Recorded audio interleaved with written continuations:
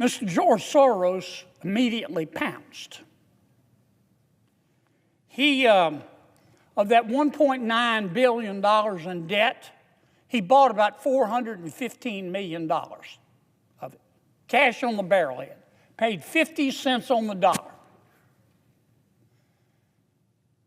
One of the tenets of the reorganization was that all the current shareholders would be wiped out. The new creditors would assume equity positions in the company.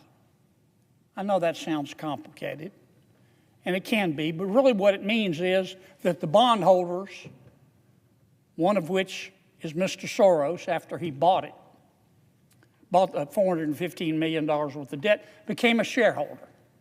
And Mr. Soros is now the largest single shareholder in Odyssey radio stations, including WWL AM in New Orleans, an institution.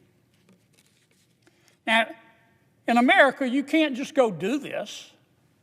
Why is that? Because those airwaves on which WWL and the other radio stations broadcast, they don't belong to the radio stations.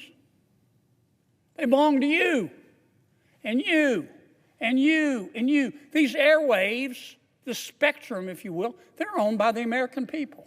Tonight's Senate floor speech did not begin with calm compromise. It began with sharp sarcasm, a coming shutdown, and a line that instantly grabbed attention. Senator John Kennedy stepped onto the floor and argued that the government was heading toward a shutdown because Democrats refused to support a short-term funding extension.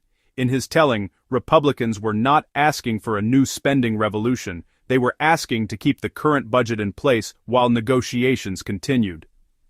Then came the line that turned the speech viral material, his remark that this whole standoff was more proof that human evolution is a slow process. From there, Kennedy built a fiery case that this shutdown was not really about policy, but about politics, pressure, and power inside the Democratic Party.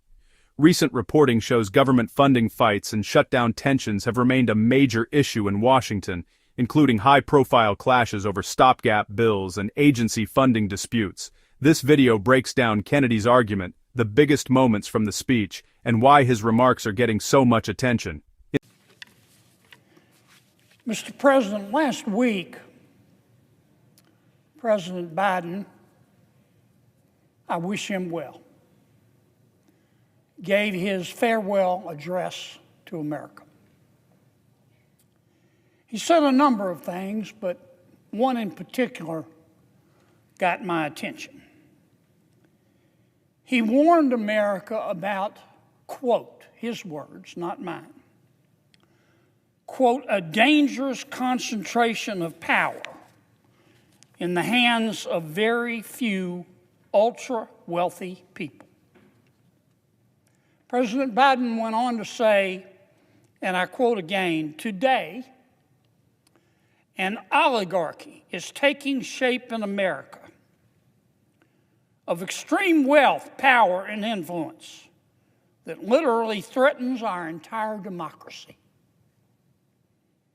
our basic rights and freedoms, and a fair shot for everyone to get ahead, end quote. Now, I don't know who President Biden was talking about, but I know one particular circumstance about which I'm going to speak that fits his warning. Again, I don't know if the circumstance I'm about to describe is what President Biden meant, but if the shoe fits, wear it, Cinderella. Let me cut to the chase. Mr. George Soros is an oligarch. He's one of the wealthiest people in the world. He's a friend of President Biden's. Nothing wrong with that. In fact, President Biden just gave him, I think, the highest civilian honor that a president can give to a civilian: the Presidential Medal of Freedom. Mr. George Soros is buying WWL AM radio in New Orleans. Let me say that again. That may not mean much to you, Mr. President, but it means a lot to my people in Louisiana. Mr. George Soros is buying WWL AM radio in New Orleans. WWL AM radio is practically an institution in my state. It's been around since 1922. 1922. Over 100 years. It's a clear channel. It's what the communications experts call a clear channel Class A station. Its transmitter power output is about 50,000 watts. That's a lot, folks. That's the maximum for commercial AM stations in the United States. It's the lead station on the New Orleans Saints radio network. It's an important station. And Mr. George Soros is buying it. Now, what does that mean, and how did this happen?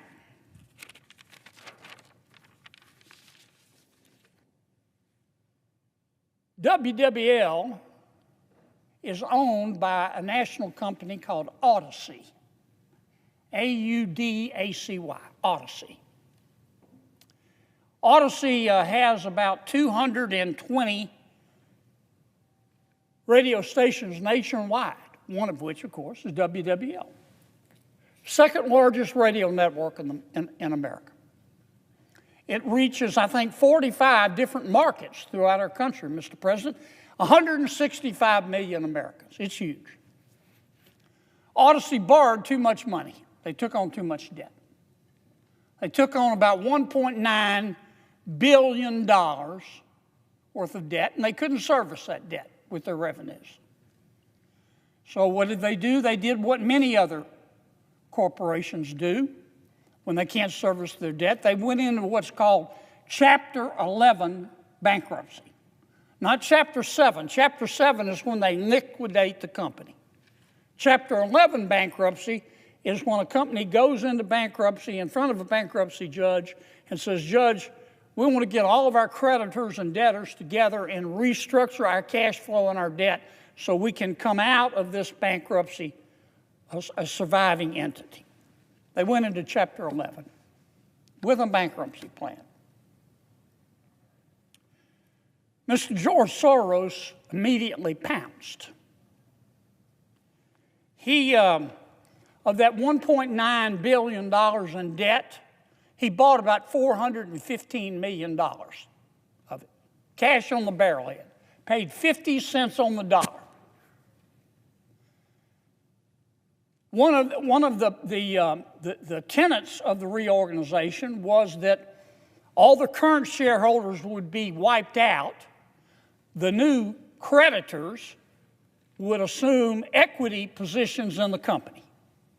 I know that sounds complicated, and it can be, but really what it means is that the bondholders, one of which is Mr. Soros after he bought $415 million worth of debt, became a shareholder.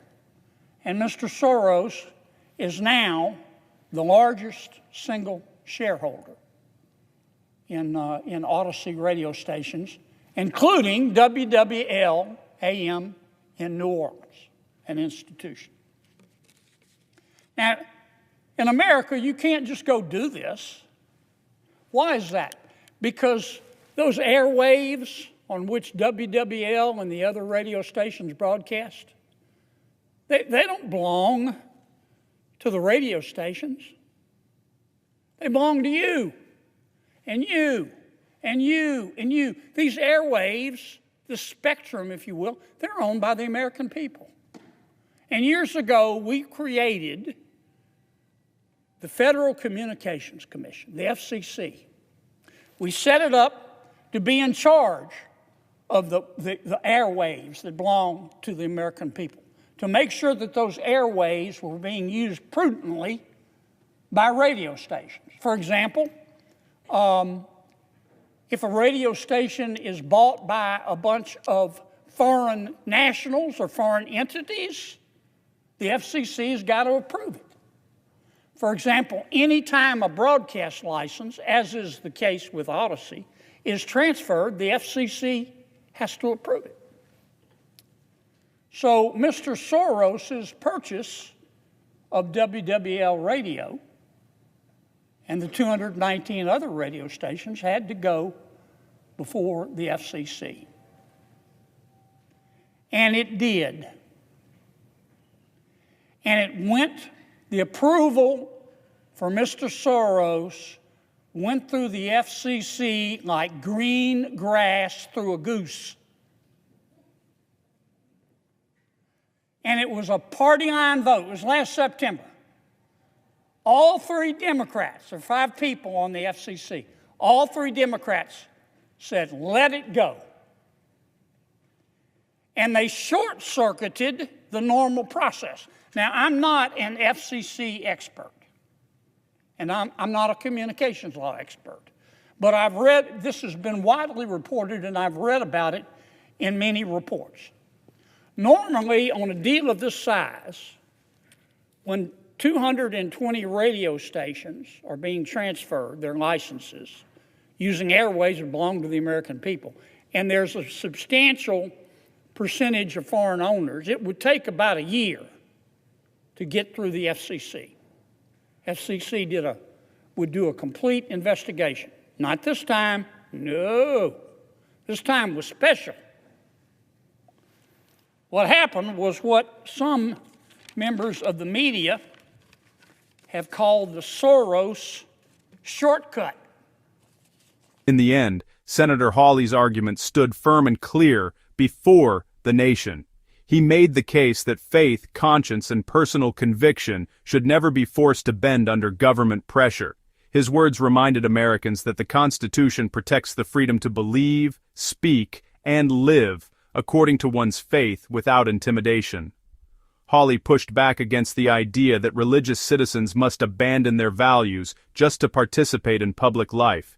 He showed that defending religious liberty is not about politics, it is about protecting one of the most fundamental freedoms in a democratic society. By confronting the issue directly, he exposed what many believe is a troubling trend of hostility toward people of faith. Hawley's stance sent a message that Americans should never be compelled to betray their beliefs to satisfy political agendas. And for many watching the exchange unfold, it was a moment that reinforced the importance of courage, conviction, and the defense of religious freedom in America.